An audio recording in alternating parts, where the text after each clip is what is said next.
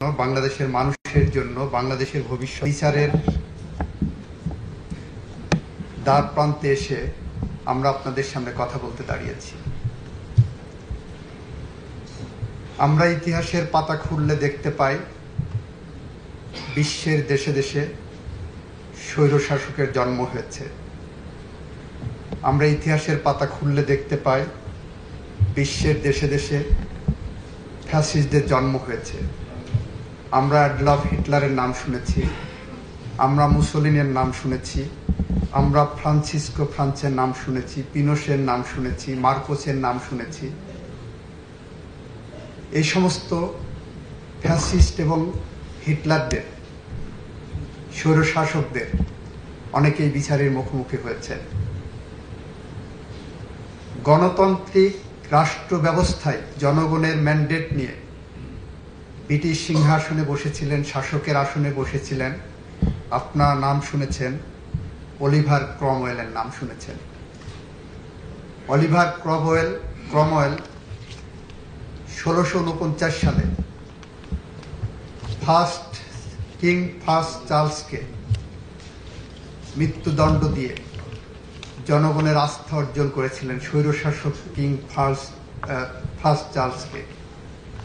এবং সেই অলিভার ক্রমওয়েলকেও পরবর্তীতে গণহত্যার দায়ে ব্রিটেনের ক্যাথলিকদেরকে নির্বিচারে হত্যার দায়ে এমনভাবে মৃত্যুদণ্ড দেওয়া হয়েছিল, এমনভাবে বিচারের মুখোমুখি করা হয়েছিল যে 1661 সালে অলিভার ক্রমওয়েল স্বাভাবিক মৃত্যুর পরে তার কবর থেকে তাকে তুলে এনে পচাগলা লাশ, সেই পচাগলা লাশকে ফাঁসির কাষ্ঠে ঝুলিয়ে জনসম্মুখে দেখানো হয়েছিল গণহত্যার, মানবতাবিরোধী বিরোধী অপরাধের শাস্তি কি হওয়া উচিত। এরপরের ইতিহাস, অলিভার ক্রমওয়েল তার পচাগলা দেহটাকে যখন কবরে পাঠিয়ে দিয়ে তার মাথার খুলির মধ্যে রড ঢুকিয়ে 20 বছর ওয়েস্টমিনিস্টারে ঝুলিয়ে রাখা হয়েছিল। 300 বছর পরে ক্যামব্রিজের সাসেক্স বিশ্ববিদ্যালয়ের গেটে সেই লাশকে সমাধিত করা হয়েছিল। কারণ এইটা ব্রিটেন সরকার, আজকের যে ব্রিটেনের সভ্যতা, সেই সভ্যতার সোপানে যতগুলো ন্যায় বিচারের মানদণ্ড ছিল তার অন্যতম ছিল গণহত্যার বিরুদ্ধে আগামী ব্রিটেন যাতে তার মানুষকে এভাবে হত্যা করতে না পারে সেরকম একটি বিচার করেছিল অলিভার ক্রমওয়েলের বিচারের মধ্য দিয়ে। সেদিন অলিভার ক্রমওয়েলের সাথে তার আর 2 জন সহকর্মীকে ফাঁসির আদেশ দেওয়া হয়েছিল। তার একজন ছিলেন হেনরি আয়ারটন, আর একজন ছিলেন জন ব্রাডশ। আমাদের রাষ্ট্র অনেক এগিয়েছে, বিশ্ব সভ্যতা এগিয়েছে, প্রশ্ন উঠে এসেছে, মৃত্যুদণ্ডের বিরুদ্ধে কথা উঠেছে। আমরা আমাদের আইনে আমরা বলেছি যে হিনিয়াস ক্রাইম হয়েছে। আমরা হয়তো অলিভার ক্রমওয়েলের মতো এরকম নির্মম নিষ্ঠুর এভাবে লাশ ঝুলিয়ে রেখে কবর থেকে তুলে নিয়ে এসে ফাঁসি দেবই, এতটা অমানবিক আমরা নই। অ্যাট দি সেম টাইম আমাদের সামনে যে ইতিহাসের নির্মম হত্যাযজ্ঞ ঘটেছে জুলাই বিপ্লবের মধ্য দিয়ে, যে ইতিহাসের নির্মম যে হত্যাকাণ্ড ঘটেছে, সেই হত্যাকাণ্ডের আমরা বিচার চাইতে এসে রাষ্ট্রপক্ষের থেকে অবশ্যই আমরা সর্বোচ্চ শাস্তি চাই। সেই সর্বোচ্চ শাস্তিটা আমরা চাই আইনি পরিকাঠামোয়। আমরা যে উপাদান আপনাদের সামনে প্রসিকিউশনের পক্ষ থেকে আনবে, সেই উপাদান যদি আপনারা দেখেন সাক্ষ্য প্রমাণের ভিত্তিতে ন্যায় বিচারের স্বার্থে বাংলাদেশের আগামী প্রজন্মকে বসবাসের উপযোগী করে রাখার জন্য আপনারা যদি দেখেন একটি ন্যায় বিচার প্রতিষ্ঠা করতে যে এতগুলো মানুষের মৃত্যুর মধ্য দিয়ে যে বাংলাদেশ আমরা পেয়েছি, সেই বাংলাদেশ গড়ার জন্য, আগামী বাংলাদেশ গড়ার জন্য আমরা যদি সাক্ষ্য প্রমাণ উপস্থাপন করতে পারি, আপনারা ন্যায় বিচার করবেন এবং রাষ্ট্রের পক্ষ থেকে আমরা সেটা সব সময় দাবি জানাবো ট্রাইব্যুনালের কাছে। আজকের এই ট্রাইব্যুনাল যে মামলার বিচার করতে বসেছেন, এই মামলার বিচার প্রক্রিয়ায় বিগত 17 বছরে বাংলাদেশের মাটিতে খুন, গুম, পলিটিক্যাল পারসিকিউশন একটা কালচার চালু হয়েছিল। আজকে রাস্তায় কথা উঠে, চায়ের দোকানে কথা উঠেছে কে কার চেয়ে বড় খুনি ছিলেন। 72 থেকে 75 পর্যন্ত আওয়ামী দুঃশাসন আমরা দেখেছি, যখন প্রায় 30,000 তরতাজা যুবকদেরকে হত্যা করা হয়েছিল একটি রাজনৈতিক মতাদর্শ প্রতিষ্ঠা করার জন্য। প্রশ্ন উঠেছে 72 থেকে 75-এর যে শাসক ছিলেন উনি বড় খুনি ছিলেন, নাকি 2009 থেকে 2024 পর্যন্ত যিনি শাসক ছিলেন উনি বড় খুনি ছিলেন। প্রশ্ন এসেছে 72 থেকে 75 পর্যন্ত খুনের ধরন এবং 9 থেকে 24-এর খুনের ধরন একই প্যাটার্নের নাকি কোনো রকম এটাকে রিফাইনিং স্টেজে আমাদের সামনে এসেছে। এগুলো সবই অসুস্থ বিতর্কের একটি জায়গা। আমরা মনে করি বাংলাদেশের মানুষের জন্য, গণতন্ত্রের জন্য, বাংলাদেশের আগামী প্রজন্মের বসবাস করে দেওয়ার জন্য এমন একটি ন্যায় বিচার প্রতিষ্ঠা করা দরকার যে সমাজে খুনের রাজনীতি বন্ধ হবে।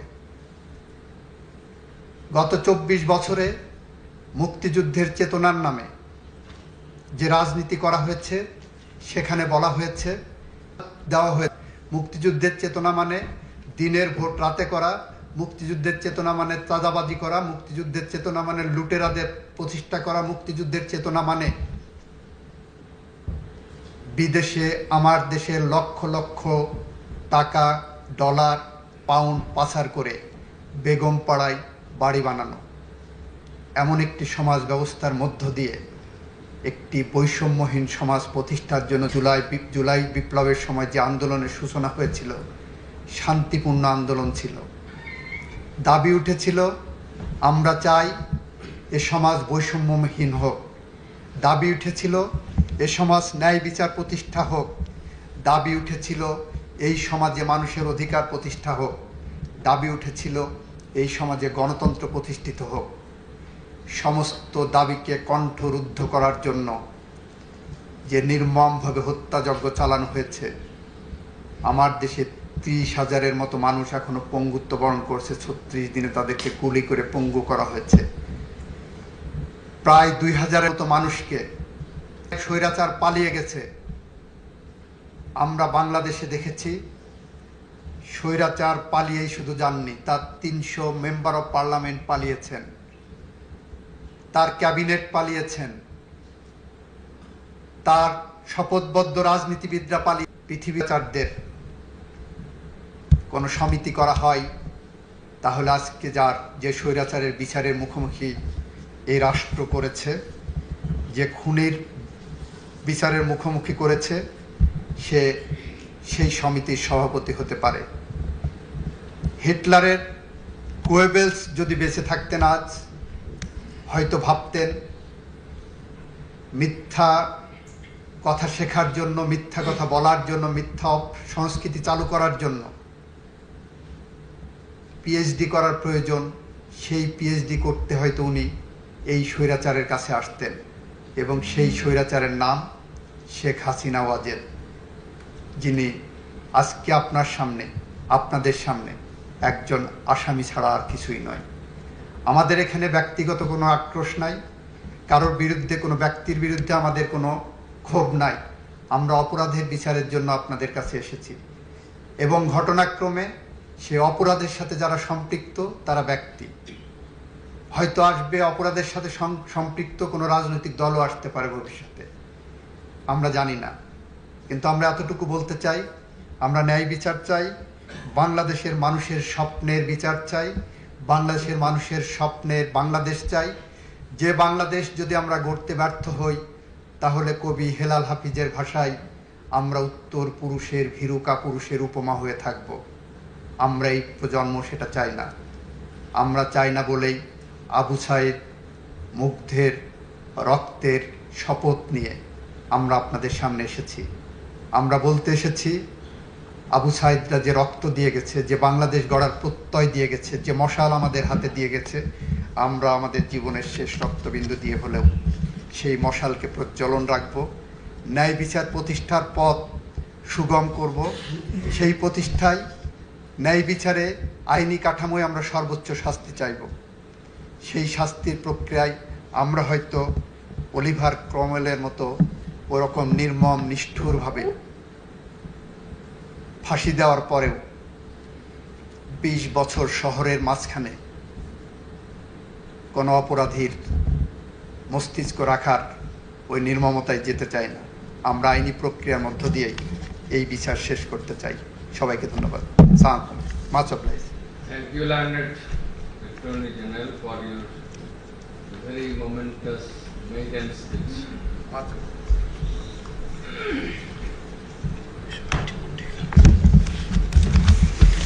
Item 1 for opening statement and examination of PWs.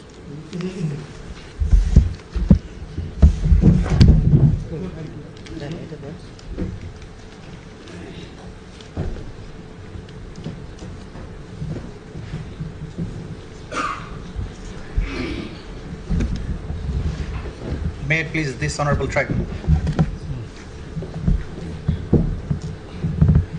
যে মামলাটি আজকে ওপেনিং স্টেটমেন্টের জন্য এবং প্রথম সাক্ষ্য গ্রহণের জন্য নির্ধারিত আছে, সেই মামলাটির তদন্ত শুরু হয়েছিল 16/10/2024 খ্রিস্টাব্দে।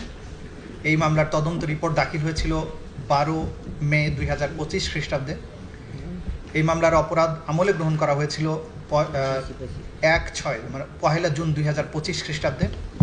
আনুষ্ঠানিক অভিযোগ চার্জ ফ্রেম করা হয়েছিল 10/7/2025 তারিখে এবং আজকে এই মামলাটির ওপেনিং স্টেটমেন্টের জন্য আছে, যেটা ইন্টারন্যাশনাল ক্রাইমস ট্রাইব্যুনালস অ্যাক্ট 1973 এর 10D ধারা মতে আমাদের একটা আইনি বাধ্যবাধকতা এই ওপেনিং স্টেটমেন্ট এই ডিসঅনারেবল ট্রাইব্যুনালের সামনে প্লেস করার জন্য।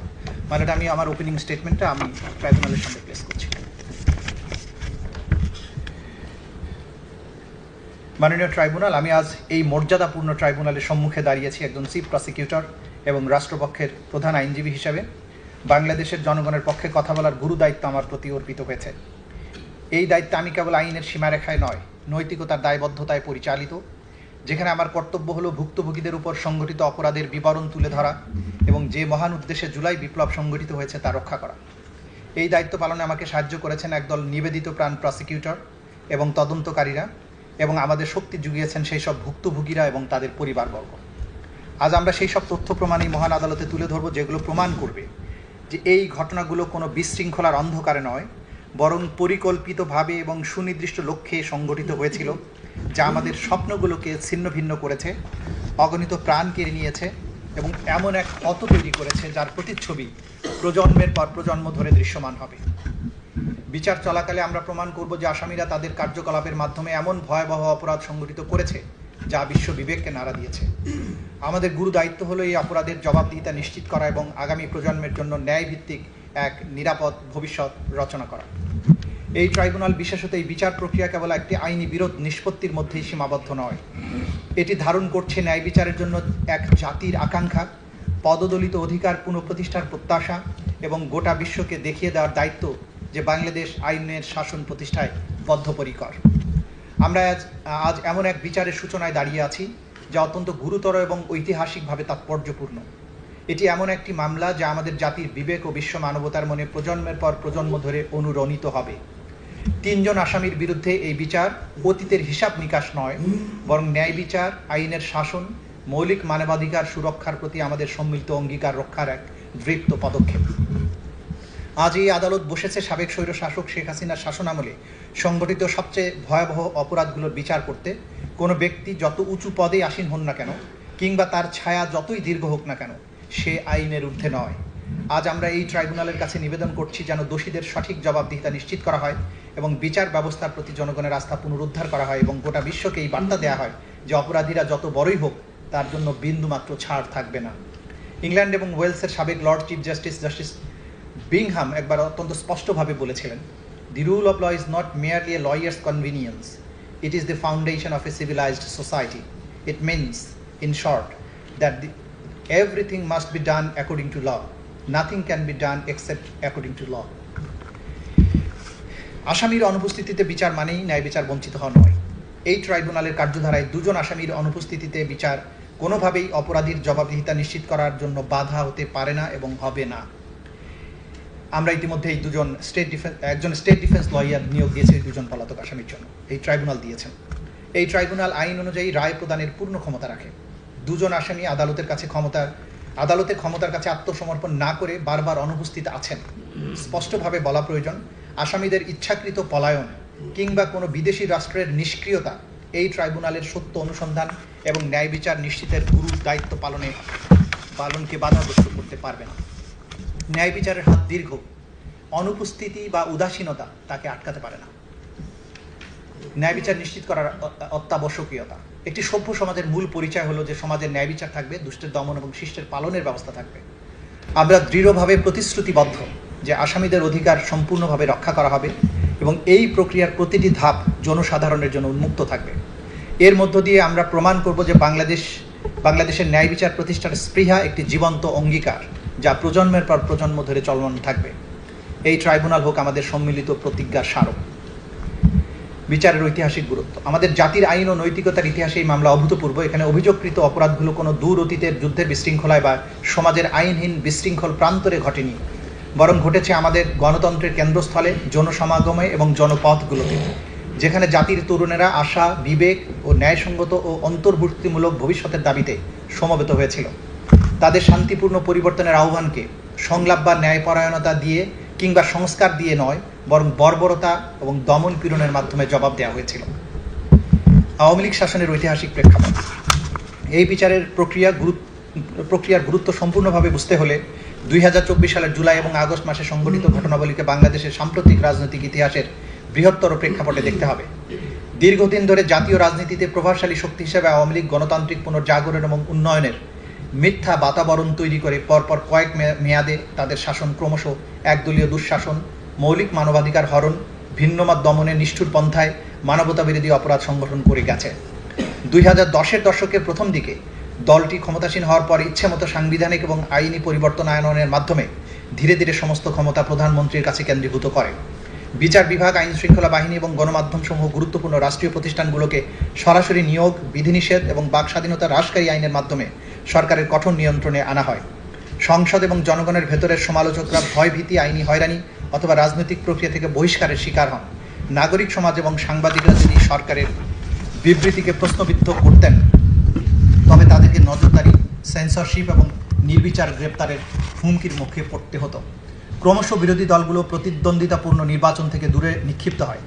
নিবর্তনমূলক আইন এবং রাজনৈতিক কর্মকাণ্ড দমনে রাষ্ট্রযন্ত্রের আচরণের কারণে বিরোধী রাজনৈতিক দলগুলো কোণঠাসা হয়ে পড়ে।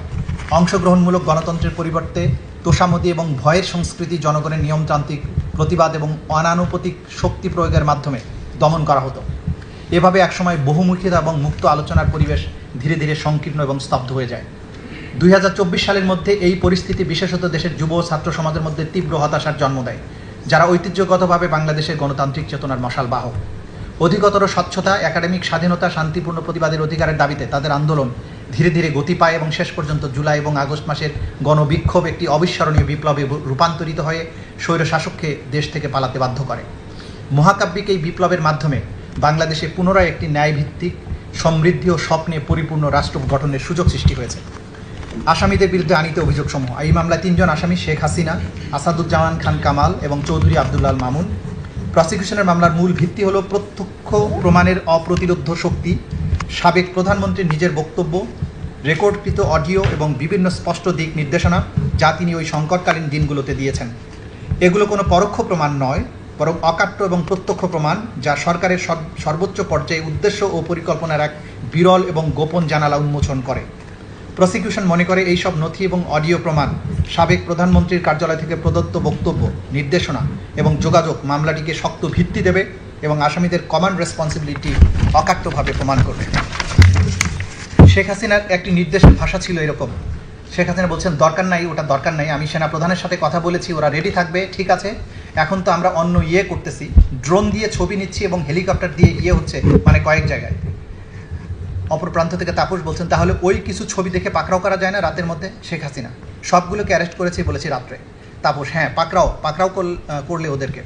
শেখ হাসিনা, না ওটা বলা হয়ে গেছে, ওটা নিয়ে র্যাব, ডিজিএফআই, এনএসআই সবাইকে বলা হয়েছে যে যেখান থেকে যে কয়টা পারবা ধইরা ফেলো। তাপস, জি।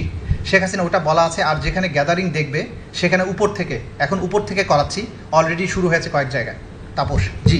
শেখ হাসিনা, হয়ে গেছে। তাপস, জি। মোহাম্মদপুর থানার দিকে মনে হয় ওরা যাচ্ছে, একটা আমাকে স্বরাষ্ট্রমন্ত্রী বলল। শেখ হাসিনা, মোহাম্মদপুর থানার দিকে? তাপস, হ্যাঁ। শেখ হাসিনা, ওখানে পাঠিয়ে দিক র্যাবরে। তাপস, জি। তাহলে আপনার নির্দেশনা লাগবে? উনি এখনও হ্যাঁ। শেখ হাসিনা, আমার নির্দেশনা দেওয়া আছে, ওপেন নির্দেশনা দিয়ে দিছি, এখন লিথাল ওয়েপন ব্যবহার করবে, যেখানে পাবে সোজাগুলি করবে।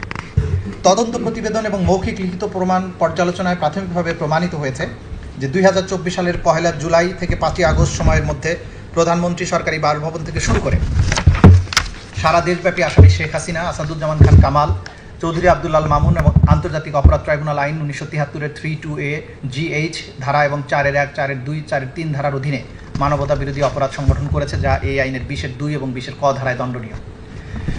প্রসিকিউশন এই ট্রাইব্যুনালে প্রমাণ করবে যে 2024 সালের জুলাই এবং আগস্ট মাসে ক্ষমতাসীন আওয়ামী লীগ সরকার শান্তিপূর্ণ ছাত্র জনতার আন্দোলন এবং রাজনৈতিক ভিন্ন মতাবলম্বীদের দমন ও নির্যাতনের লক্ষ্যে টার্গেট করে বৈষম্য বিরোধী ছাত্র আন্দোলনে অংশগ্রহণকারী নিরীহ ও নিরস্ত্র ছাত্র জনতা, বিরোধী রাজনৈতিক দলের নেতাকর্মী, বিশেষ করে বিএনপি, জামাত এবং অন্যান্য দলের সাথে সম্পৃক্ত ব্যক্তিবর্গ এবং সাধারণ জনগণ যারা এই আন্দোলনে অংশ নিয়েছিল তাদের উপর নানাবিধ হামলা, নির্যাতন, দমননীতি, গণগ্রেপ্তার, আইনি হয়রানি, ভয়ভীতি প্রদর্শন, সহিংসতা চালায়। আন্দোলনের সমর্থক চিকিৎসক, আইনজীবী, সাংবাদিক, মানবাধিকার কর্মী, শিক্ষাবিদ, অনলাইন সমালোচক, সাধারণ নাগরিকরা এই দমন, পীড়ন এবং গ্রেপ্তার ও হয়রানির শিকার হন। আওয়ামী লীগ শাসনামলে রাষ্ট্রীয় নিরাপত্তা ও গোয়েন্দা সংস্থার সহযোগিতার একটি সমন্বিত প্রাতিষ্ঠানিক দমননীতি গড়ে তোলা হয়।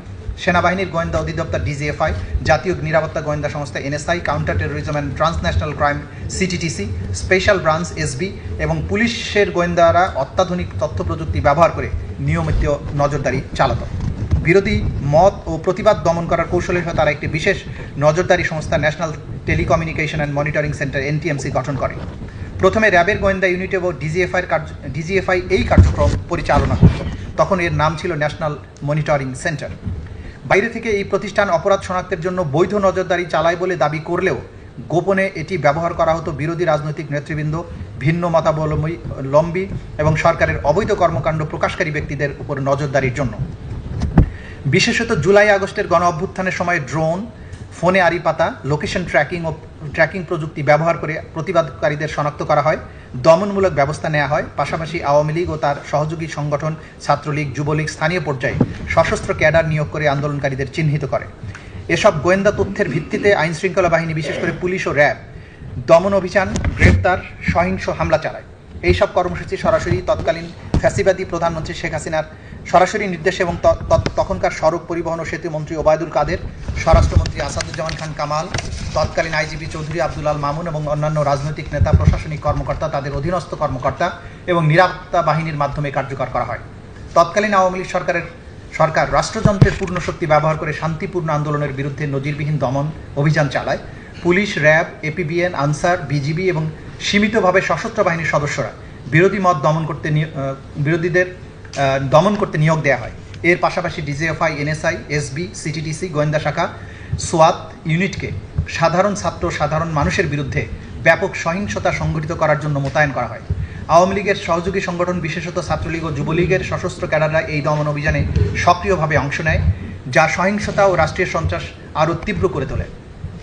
2024 সালের 1 জুলাই থেকে 15 আগস্ট পর্যন্ত সময়ে রাষ্ট্রীয় নিরাপত্তা বাহিনী এবং শাসক দলের সশস্ত্র ক্যাডারদের হাতে 15 আগস্ট, 5 আগস্ট হবে, শাসক দলের সশস্ত্র ক্যাডারদের হাতে আনুমানিক 1400-এর বেশি মানুষ নিহত হয়। নিহতদের মধ্যে প্রায় 12 থেকে 13% ছিল শিশু। নিরাপত্তা বাহিনী নির্বিচার মারাত্মক ও কম মারাত্মক উভয় ধরনের অস্ত্র ব্যবহার করে। সামরিক মানের রাইফেল, শটগান, গুলি, রাবার বুলেট, টিয়ার গ্যাস, কিছু কিছু এলাকায় হেলিকপ্টার থেকে গুলি চালানো এবং নিরস্ত্র আন্দোলনকারীদের সরাসরি হত্যা করার রিপোর্ট পাওয়া যায়। হাজারো আন্দোলনকারী পথচারী সংগঠকদের বিনা পরোয়ানায় গ্রেপ্তার করা হয়, যাদের মধ্যে শিশু, নারী ও স্বাস্থ্যকর্মীরাও ছিল। শুধু 17 জুলাই থেকে 29 জুলাইয়ের মধ্যে 10,000-এর বেশি গ্রেপ্তারের রিপোর্ট পাওয়া গেছে। গণহারে আটক ব্যক্তিদের উপর এই নির্যাতন, যৌন সহিংসতার অভিযোগ ব্যাপকভাবে পাওয়া গেছে। ডিজিএফআই ডিবি সহ গোয়েন্দা সংস্থাগুলো ছাত্রনেতাদের গুম করার সঙ্গে জড়িত ছিল বলে অভিযোগ রয়েছে। আহত আন্দোলনকারীদের হাসপাতাল থেকে জোরপূর্বক আটক করা হয়, চিকিৎসকদের ভয়ভীতি দেখানো হয়, সিসিটিভি ফুটেজ জব্দ করে চিকিৎসা কার্যক্রম ব্যাহত করা হয়। নারী আন্দোলনকারীদের ধর্ষণের হুমকি, শারীরিক নিপীড়ন, সামাজিক হেনস্থার শিকার হতে হয়। এই ঘটনাগুলোর সঠিক তদন্ত শুরু করার পরিবর্তে সরকার নিরাপত্তা বাহিনীকে দায়মুক্তি দেয়। মানবাধিকার সংস্থা হিউম্যান রাইটস ওয়াচ অন্যান্য সংস্থার পর্যবেক্ষণ অনুযায়ী আওয়ামী লীগ সরকার, আইন শৃঙ্খলা বাহিনী এবং তাদের সহযোগী সংগঠন কর্তৃক পরিচালিত এই সমন্বিত দমন অভিযান আন্তর্জাতিক মানবাধিকার আইনের সুস্পষ্ট লঙ্ঘন এবং মানবতা বিরোধী অপরাধের শামিল। প্রসিকিউশন শুরুতেই এটা স্পষ্ট করেছে যে এই মামলার পূর্ববর্তী সরকারের পুরো মেয়াদের সব অপরাধকে অন্তর্ভুক্ত করা হয়নি, বরং এখানে লক্ষ্য স্থির করা হয়েছে গত গ্রীষ্মে সংগঠিত ভয়াবহ ঘটনাবলীর উপর, যখন রাষ্ট্রীয় দমন পীড়নের ঢেউ অন্তত 1400 শান্তিপূর্ণ ছাত্র আন্দোলনকারী জীবন কেড়ে নেয়। এই বিচার প্রক্রিয়ার লক্ষ্য এবং সীমারেখা সুস্পষ্ট। আমরা জুলাই অগাস্ট 2024 সালের গণ অভ্যুত্থানের সেই সব ভুক্তভোগীদের জন্য ন্যায় বিচার চাই যাদের জীবন ও স্বপ্ন এই সহিংসতার কারণে নির্মমভাবে ধ্বংস হয়ে গেছে। প্রসিকিউশন 11টি প্রতীকী ঘটনার উপর তার মামলা কেন্দ্রীভূত করবে, যেগুলো অত্যন্ত নিখুঁতভাবে বাছাই করা হয়েছে, যাতে আন্তর্জাতিক আইনে স্বীকৃত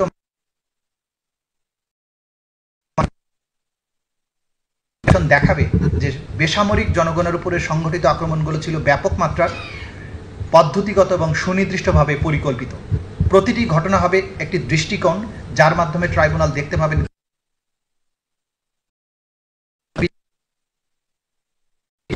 রাষ্ট্রীয় সমস্ত প্রতিষ্ঠানগুলোকে ব্যবহার করে সুপরিকল্পিতভাবে এবং ব্যাপক মাত্রায় সংগঠন করা হয়েছে।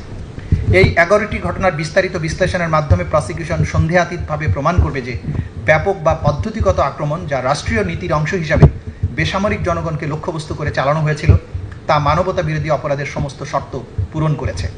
আমরা দেখাবো যে দমনমূলক ব্যবস্থাগুলো ইচ্ছাকৃতভাবে পরিকল্পিত এবং ব্যাপক মাত্রায় সংগঠিত হয়েছিল এবং অভিযুক্তদের দায় নিয়ে কোনো সন্দেহের অবকাশ নেই এবং থাকবে না। শান্তিপূর্ণ ছাত্র আন্দোলনকারীদের বিরুদ্ধে বর্বরতা স্পষ্টভাবে বলা প্রয়োজন। এই প্রসিকিউশনের মামলা কোনো বিমূর্ত আইনের নীতি নয়, বরং তরুণীদের জীবনে ঘটে যাওয়া জীবন্ত বাস্তবতা। এদেশের ছাত্র তরুণেরা স্বপ্ন, আশা, আদর্শবাদ এবং ভবিষ্যৎ গড়ার অবিচল বিশ্বাসে অনুপ্রাণিত ছিল। তাদের মৌলিক অধিকার, সমাবেশ ও মত প্রকাশের স্বাধীনতার চর্চা করছিল এবং তারা রাষ্ট্রীয় বাহিনীর লক্ষ্যবস্তুতে পরিণত হয়েছিল, যা শেখ হাসিনার প্রত্যক্ষ নির্দেশে পরিচালিত হয়েছিল। আসামিদের বিরুদ্ধে গৃহীত প্রমাণ শুধু বিশ্বাসযোগ্যই নয়, বরং তা অকাট্য, স্বতন্ত্র ব্যাখ্যার ঊর্ধ্বে। এই ট্রাইব্যুনালের সামনে যে প্রমাণ উপস্থাপন করা হবে তা অস্পষ্ট তথ্যের বিচ্ছিন্ন কোনো টুকরা নয়, বরং এক অবিচ্ছিন্ন ও সুদৃঢ় প্রমাণ শৃঙ্খল, যার প্রতিটি অংশ পরবর্তী অংশকে আরও শক্তিশালী করে। এই প্রমাণের সার্বিকতা, চাক্ষুষ সাক্ষ্য, ডিজিটাল রেকর্ড, সরকারি যোগাযোগ এবং ফরেনসিক প্রতিবেদন এতটাই স্পষ্ট এবং শক্তিশালী যে এতে কোনো সন্দেহের অবকাশ নেই। এই নিঃসন্দেহ এবং অকাট্য প্রমাণই সন্দেহাতীতভাবে প্রমাণ করবে শেখ হাসিনার অপরাধ এবং সহ আসামিদের দায়বদ্ধতা। প্রধান প্রমাণাবলী যেগুলো আমরা এই ট্রাইব্যুনালের সামনে উপস্থাপন করব সেগুলো হচ্ছে চাক্ষুষ সাক্ষ্য। বহু ছাত্র, শিক্ষক এবং প্রত্যক্ষদর্শী সাক্ষ্য দেবেন যে আইন শৃঙ্খলা রক্ষাকারী বাহিনীর সমন্বিত অভিযানে কিভাবে শান্তিপূর্ণ সমাবেশে অতিরিক্ত শক্তি প্রয়োগ করা হয়। তাদের বর্ণনায় স্পষ্টভাবে দেখা যাবে যে লাইভ গুলি, টিয়ার গ্যাস, শারীরিক নির্যাতনের মাধ্যমে দমনপীড়ন চালানো হয়েছে এবং এই কর্মকাণ্ডের নির্দেশ উচ্চ পর্যায় থেকে এসেছে। সরকারি যোগাযোগ, প্রধানমন্ত্রীর কার্যালয় ও মন্ত্রিসভার বৈঠক থেকে প্রেরিত নির্দেশনাবলী, যা ডিজিটাল ফরেনসিকের মাধ্যমে প্রমাণিত হয়েছে, সেগুলো উপস্থাপন করা হবে। এই নথিগুলো প্রমাণ করবে যে জনগণকে দমন এবং সমাবেশ ভাঙার নির্দেশ এবং মারণাস্ত্র, হেলিকপ্টার, ড্রোন ব্যবহার করে বিক্ষোভকারীদের হত্যার নির্দেশ সরাসরি শেখ হাসিনা কর্তৃক এবং তার অনুমোদনে দেয়া হয়েছিল। ডিজিটাল প্রমাণ, ক্যামেরা, মোবাইল ফোন, সিসিটিভিতে ধারণ করা ভিডিও, ছবি প্রমাণ করবে যে নিরস্ত্র ও শান্তিপূর্ণ আন্দোলনকারীদের উপর কীভাবে আইন শৃঙ্খলা বাহিনীর প্রাণঘাতী অস্ত্র শক্তি ব্যবহার করেছে। মেটাডেটা এবং টাইম স্ট্যাম্প ঘটনাক্রম প্রমাণ করবে কোন বাহিনী কবে, কোথায়, কিভাবে অপরাধ সংগঠন করেছে।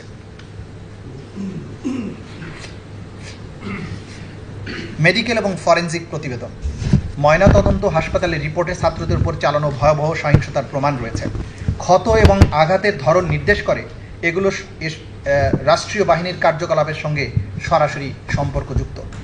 এছাড়াও তদন্তে গৃহীত প্রমাণের মধ্যে রয়েছে জব্দকৃত নথি, সংবাদপত্র, ভিডিও ফুটেজ, অডিও ক্লিপ, বিশেষজ্ঞদের মতামত নিহতদের পরিবার, আহত ব্যক্তি ও প্রত্যক্ষদর্শীদের সাক্ষ্য এবং গুরুত্বপূর্ণ উপকরণ, যেমন 14 জুলাই 2024 খ্রিস্টাব্দে শেখ হাসিনার উস্কানিমূলক বক্তব্য, শেখ হাসিনা ও ফজলে নূর তাপসের মধ্যে ফোনালাপ, শেখ হাসিনা ও ঢাকা বিশ্ববিদ্যালয়ের তৎকালীন ভাইস চ্যান্সেলরের মধ্যে ফোনালাপ, তৎকালীন ডিএমপি কমিশনারের ওয়্যারলেস বার্তার সিডি, আসামি আসাদুজ্জামান খান কামাল এবং চৌধুরী আব্দুল আল মামুন কর্তৃক হাসিনার আদেশ বাস্তবায়নের কার্যবিবরণী।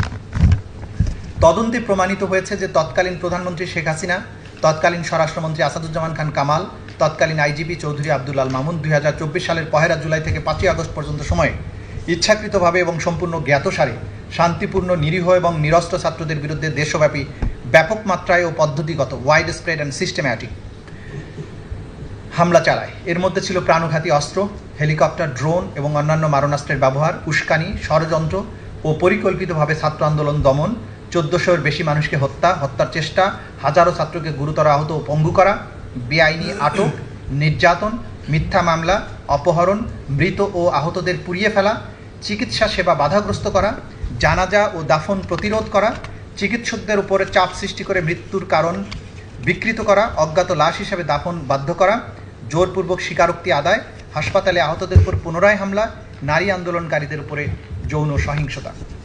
আসামিদের দায়বদ্ধতা। তৎকালীন সময়ে আসামি শেখ হাসিনা ছিলেন বাংলাদেশের প্রধানমন্ত্রী, নির্বাহী বিভাগের প্রধান, আওয়ামী লীগের সভাপতি এবং 14 দলীয় জোটের নেত্রী। ফলে সমস্ত ক্ষমতা ও কর্তৃত্বের কেন্দ্রবিন্দুতে ছিলেন তিনি। একনায়কতান্ত্রিক শাসক হিসাবে তিনি এককভাবে সব গুরুত্বপূর্ণ সিদ্ধান্ত নিতেন। তার অধীনস্থ কর্মকর্তারা রাজনৈতিক ও প্রশাসনিকভাবে তার নির্দেশ বাস্তবায়নে সর্বদা আগ্রহী ছিলেন। জুলাই আন্দোলনের সময় সংগঠিত মানবতা বিরোধী অপরাধগুলোর একমাত্র উদ্দেশ্য ছিল শেখ হাসিনার ক্ষমতা ধরে রাখা। তিনি ছিলেন এই সমস্ত অপরাধের কেন্দ্রবিন্দু বা নিউক্লিয়াস। অন্যান্য আসামিরা তার অধীনে থেকে বুঝতেন যে শেখ হাসিনার ক্ষমতায় থাকার উপরই তাদের নিরাপত্তা এবং পুরস্কার নির্ভর করছে। আসামি আসাদুজ্জামান খান কামাল স্বরাষ্ট্রমন্ত্রী হিসাবে ছিলেন আওয়ামী লীগের একজন সিনিয়র নেতা এবং নীতি নির্ধারক এবং কথিত গ্যাং অফ 4-এর সদস্য। আন্দোলন দমনের সমস্ত সিদ্ধান্ত তার ধানমন্ডির বাসভবনে অনুষ্ঠিত কোর কমিটি থেকে নেওয়া হতো। তিনি দেশের আইনশৃঙ্খলা রক্ষাকারী বাহিনীর পূর্ণ নিয়ন্ত্রণে ছিলেন। আসামি চৌধুরী আব্দুল আল মামুন তৎকালীন আইজিপি, স্বরাষ্ট্রমন্ত্রীর একনিষ্ঠ সহযোগী হিসাবে আইনশৃঙ্খলা বাহিনীর প্রত্যক্ষ নিয়ন্ত্রক ছিলেন। তিনি আসাদুজ্জামান খান কামাল নিজেরা উপস্থিত থেকে নিরস্ত্র ছাত্র সাধারণ মানুষের উপরে নির্বিচার গুলি চালানোর নির্দেশ বাস্তবায়ন করা হচ্ছে কিনা তা তদারকি করতেন। 27 জুলাই 2024 তারিখে যাত্রাবাড়ি থানার সামনে আইনশৃঙ্খলা বাহিনীর গুলিবর্ষণের ভিডিও ডিএমপির তৎকালীন ডেপুটি কমিশনার ওয়ারি জোন ইকবাল স্বরাষ্ট্রমন্ত্রী আসাদুজ্জামান খান কামাল এবং চৌধুরী আব্দুল আল মামুনকে দেখান, যা পরে স্বরাষ্ট্র সচিব জাহাঙ্গীর আলমকেও দেখানো হয়। প্রধানমন্ত্রী শেখ হাসিনা, স্বরাষ্ট্রমন্ত্রী আসাদুজ্জামান খান কামাল, আইজিপি আব্দুল্লাহ আল মামুন এই তিনজনই সর্বোচ্চ কর্তৃত্বের আসনে থেকে যৌথ অপরাধমূলক পরিকল্পনা, জয়েন্ট ক্রিমিনাল এন্টারপ্রাইজ এবং কমান্ড রেসপন্সিবিলিটির মাধ্যমে তাদের অধীনস্থ বাহিনী এবং দলের সশস্ত্র ক্যাডারদের নিয়ে দেশব্যাপী প্রাণঘাতী হামলার নির্দেশ দেন। এর ফলেই 1400-এর বেশি নিরপরাধ ও নিরস্ত্র ছাত্র আন্দোলনকারী নিহত হয়। তদন্তে গৃহীত প্রমাণের ভিত্তিতে এই তিনজনের কার্যকলাপ স্পষ্টভাবে দেখায় যে তারা আন্তর্জাতিক অপরাধ ট্রাইব্যুনাল আইন 1973-এর 4-এর 2, 4-এর 3 ধারায় অনুযায়ী দায়বদ্ধ, কারণ তারা 3-এর 2 ধারার অধীনে সংগঠিত অপরাধের জন্য সর্বোচ্চ কমান্ড রেসপন্সিবিলিটি বহন করেন। ন্যায় বিচার ও জবাবদিহিতার পরীক্ষা। এই মামলার মূল প্রতিপাদ্য আইনের শাসনের সেই মূলনীতি যে কারো পদমর্যাদা বা পূর্বের অবস্থান যাই হোক না কেন, কেউই আইনের ঊর্ধ্বে নয়। শেখ হাসিনা একসময় দোর্দণ্ড প্রতাপের অধিকারী ছিলেন, কিন্তু তিনি আজ বিচারের কাঠগড়ায়। এটি একটি শক্ত বার্তা দেয় যে জবাবদিহিতা কোনো স্বেচ্ছাধীন বিষয় নয় এবং দায় মুক্তি কোনোভাবেই সহ্য করা হবে না। এই মামলা আমাদের জাতির আইন ও নৈতিকতার ইতিহাসে নজিরবিহীন। যুদ্ধ বা বিশৃঙ্খলার সময়ে সংগঠিত অপরাধের বিপরীতে এই অভিযোগগুলো দেশের গণতন্ত্রের কেন্দ্রস্থলে সংগঠিত ভয়াবহ ক্ষমতার অপব্যবহারের উপরে কেন্দ্রীভূত, যেখানে নাগরিকরা, বিশেষত ছাত্ররা শান্তিপূর্ণভাবে উন্নত ভবিষ্যতের প্রত্যাশায় রাজপথে শান্তিপূর্ণ বিক্ষোভে নেমেছিল। প্রসিকিউশনের মূল অভিযোগের কেন্দ্রে রয়েছে শান্তিপূর্ণ বিক্ষোভে অংশ নেওয়া ছাত্রদের বিরুদ্ধে সংগঠিত ভয়াবহ অপরাধ, যেসব ছাত্র জাতির বিবেক ও আকাঙ্ক্ষার প্রতীক। এই মামলা সমাবেশ, মত প্রকাশ, শান্তিপূর্ণ প্রতিবাদের অধিকারের মৌলিক গুরুত্বকে তুলে ধরে। যখন রাষ্ট্রীয় কর্মকর্তারা বিশেষ করে সর্বোচ্চ পদ থেকে এই অধিকার লঙ্ঘন করে, তখন তা গণতন্ত্র এবং আইনের শাসনের গুরুতর ভাঙনকে নির্দেশ করে। এই বিচার অতীতের হিসাব মেটানো নয়, এটি বিচার ব্যবস্থার জন্য জনগণের আস্থা পুনঃস্থাপনের একটি প্রক্রিয়া। সবচেয়ে ক্ষমতাবান ব্যক্তিদেরও জবাবদিহিতার আওতায় এনে ট্রাইব্যুনাল প্রমাণ করতে পারে যে ন্যায় বিচার নিরপেক্ষ, দৃঢ় এবং অনিবার্য। শেখ হাসিনা অভিযুক্ত হলেও এই বিচার প্রক্রিয়া তাকে এবং তার দুই সহ আসামিকে ন্যায়সঙ্গত বিচার নিশ্চিত করবে এবং বিচার জাতীয় আন্তর্জাতিক স্ট্যান্ডার্ড মেনে পরিচালিত হবে। এর ফলে ন্যায় বিচারের নীতির প্রতি অঙ্গীকার আরও সুদৃঢ় হবে। সবশেষে এই মামলা প্রজন্মের পর প্রজন্ম ধরে মানবাধিকার, গণতন্ত্র, ন্যায় বিচারের পক্ষে এক অটল সংগ্রামের সাক্ষ্য হয়ে থাকবে। এটি হবে জাতির নৈতিক এবং আইনি অগ্রগতির এক মানদণ্ড এবং সেই সব দেশের জন্য আলোকবর্তিকা যারা জবাবদিহিতা ও ন্যায় বিচার নিশ্চিত করার ক্ষেত্রে চ্যালেঞ্জের মুখোমুখি। এই মামলাটি শুধুমাত্র নির্দিষ্ট অভিযোগের নিষ্পত্তির জন্যই গুরুত্বপূর্ণ নয়, বরং ন্যায় বিচার, গণতন্ত্র ও মানবিক মর্যাদার সেই মূল্যবোধকে প্রতিষ্ঠার জন্য গুরুত্বপূর্ণ যা জাতীয় ও আন্তর্জাতিক আইনের কেন্দ্রবিন্দু। নুরেমবার্গ ট্রায়ালে বিচারপতি রবার্ট এইচ জ্যাকসন এই বলে সতর্ক করেছিলেন যে the ultimate step in avoiding periodic wars which are inevitable in a system of international lawlessness is to make statesmen responsible to law. The wrongs which we seek to condemn and punish have been so calculated, so malignant and so devastating that civilization cannot tolerate their being ignored because it cannot survive their being repeated. মাননীয় tribunal, এখন আমি এই ট্রাইব্যুনালের সামনে দুটো video clip উপস্থাপনের জন্য অনুমতি প্রার্থনা করছি।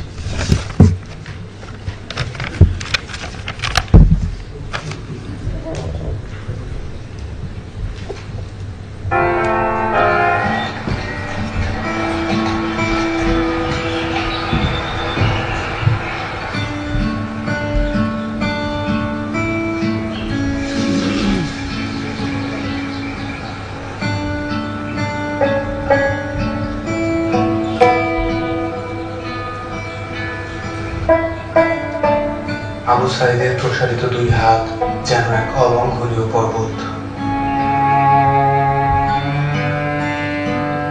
কোনো গভীর সাধ্য নেই যেটা অতিক্রম করে বাংলাদেশের মানুষকে স্পর্শ করতে পারে।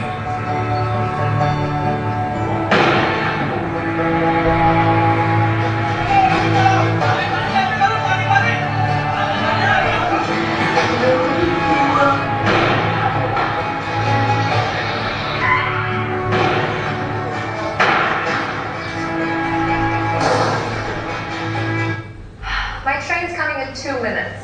Enough time to lower my rent by 5,000 euros. I mean, check it out.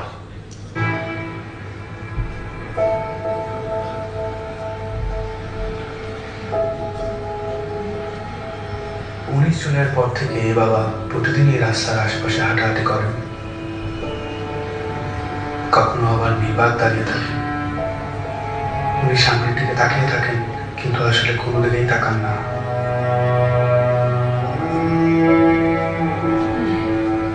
যেসব রাস্তা দিয়ে ওনার ছেলে হাঁটতো, ওইসব রাস্তায় উনি দাঁড়ালেন, উনি ওনার ছেলের রূপ পান। আমার ছেলের মৃত্যু অবস্থায় যখন দাবার দিতে নেবে, এর আগে তো দেখছি হাসতেছে, সে হাসতেছে, হাসি মুখ অবস্থা। ইভেন্টের কাজ করতো, শুধু বাবারে কিভাবে একটু সাহায্য করে, কোনো আজে বাজে আড্ডাতে ছিল না। ওই সারাদিন শুধু কলেজ থেকে আসে ও একটুখানি বিকেল বেলা একটু বন্ধু বান্ধব দিয়ে ক্রিকেট খেলতো, ক্রিকেটের পাগল।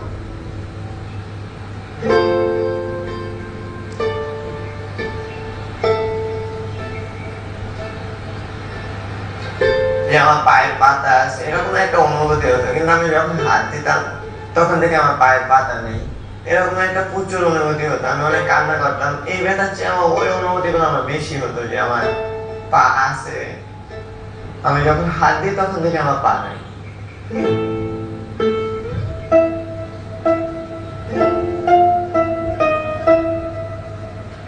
এই হসপিটালে আমি অল্প কিছুদিন হলো আসলাম। পা দিয়ে নতুন ভাবে হাঁটা শিখতে আসছি, মানে ছোটবেলায় যেভাবে হাঁটা শিখেছে মা, ওই রকম এখানে হাঁটা শিখাচ্ছে আর কি।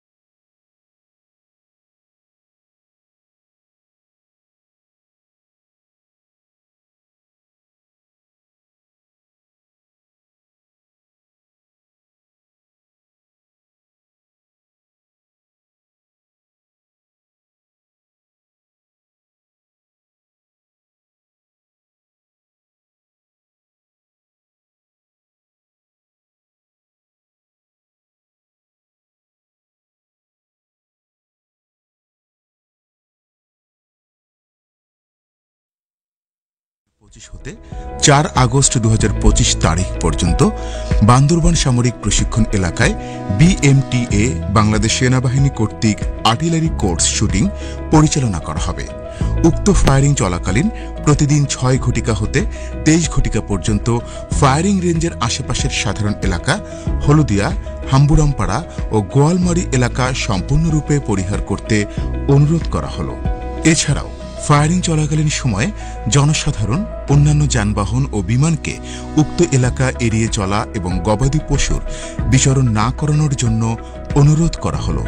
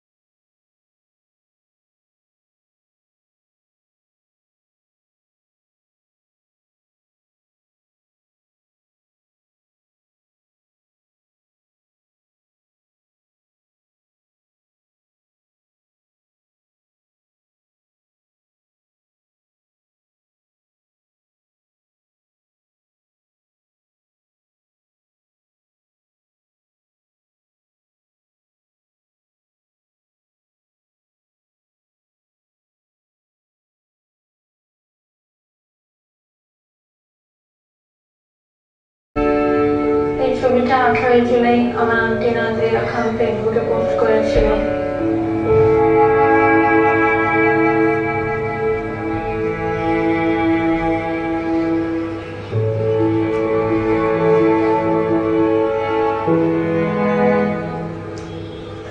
আজ কতদিন হলে আমার ছেলে আমার মা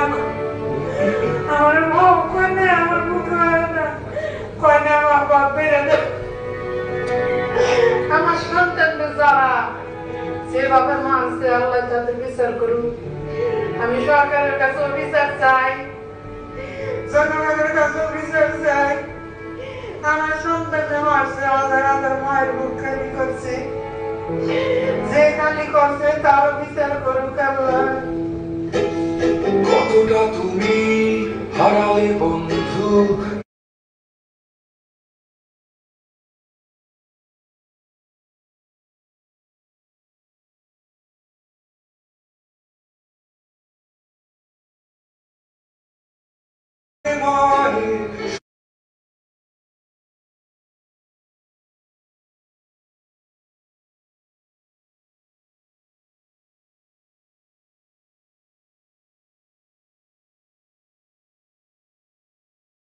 দেখো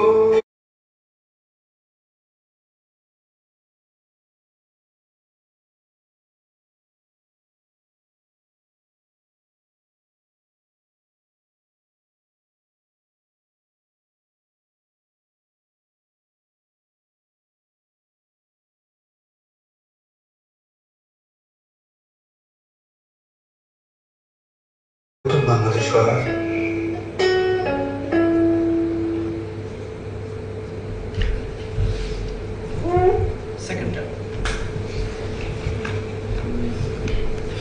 আমরা দ্বিতীয় যে ভিডিওটা দেখাবো সেটা হচ্ছে আমাদের প্রথম সাক্ষী, তিনি যখন গুলি খেয়ে পড়ে যান সেই সময়ের দৃশ্যটা।